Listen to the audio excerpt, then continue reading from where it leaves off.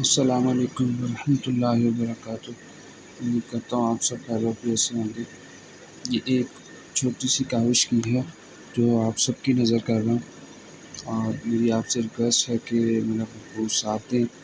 میرے چینل کو سبسکرائب کیجیے تاکہ میں مزید اس سے اور زیادہ اچھا لکھ سکوں، پڑھ سکوں، اور آپ کی سپورٹ جو ہے میرے لیے بہت زیادہ معنی رکھتی ہے۔ اللہ پاک آپ سب کو اجر عظیم عطا فرمائے اور اپنی حفظ و امان میں رکھیں۔ السلام علیکم ورحمۃ اللہ۔ وچھڑ گیا میرے دل دا جانی، وچھڑ گیا میرے دل دا جانی، میں کس نو حال سناواں،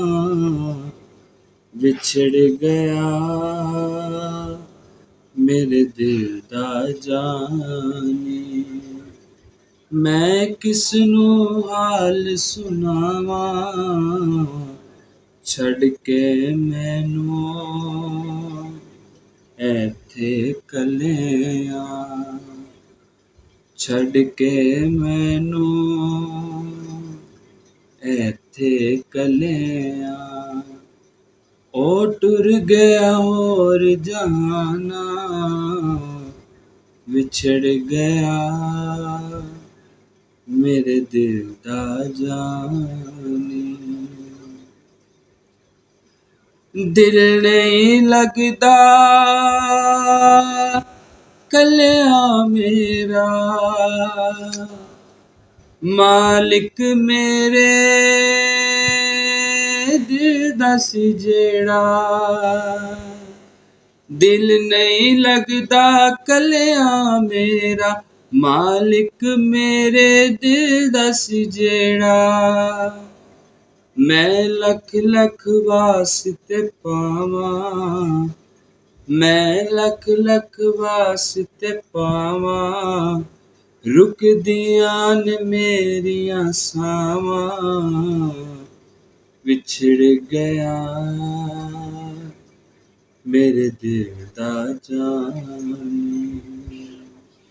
میں کس نو حال سناواں، وچھڑ گیا میرے دل دا جانی، تیرے نال سی میلا میرا، میلے دی سی رونق جیڑا، تیرے نال سی میلا میرا، میلے دی سی رونق جیڑا، اج اجڑ گیا سارا میلا، اجڑ گیا سارا میلا، دس کیڑے پاسے جاواں، وچھڑ گیا میرے دل دا جانی، ہار سی میرے نہ مقدراں دے وچ، ہار سی میرے نہ مقدراں دے وچ، پوے تینوں وی میری ویکھ چ، تو نہ تڑپے وانگ ملاواں، او تو نہ تڑپے وانگ ملاواں، تینوں مل سن ٹھنڈیاں چھاواں، وچھڑ گیا میرے دل دا جانی، فکر ہزاراں میری جان پہ کڈ دے،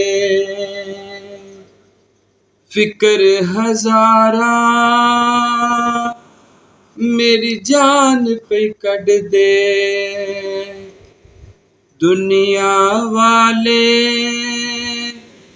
رنگ تنگ پہ کر دے دنیا والے رج تنگ پہ کر دے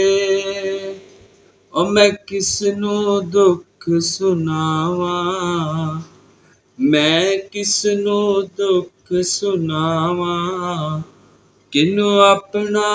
آپ وکھاواں وچھڑ گیا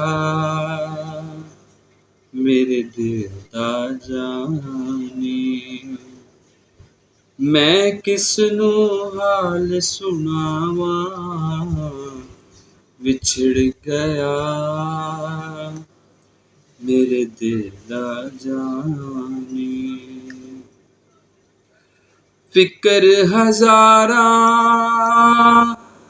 میری جان پہ کڈ دے دنیا والے مینوں رج کے تنگ نے کر دے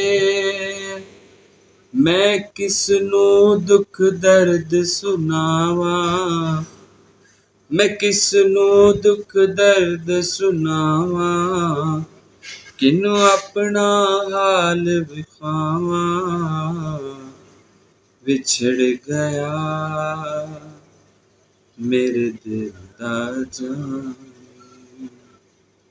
میں کس نو حال سناواں چھڈ کے مینوں ایتھے کلیاں او ٹر گیا ہور جہاناں وچھڑ گیا میرے دل دا جان۔ کلام کے آخر میں پھر آپ سے ریکویسٹ ہے کہ میرے چینل کو سبسکرائب کیجیے اور ساتھ میں بیل آئیکن کو ضرور پریس کیجیے۔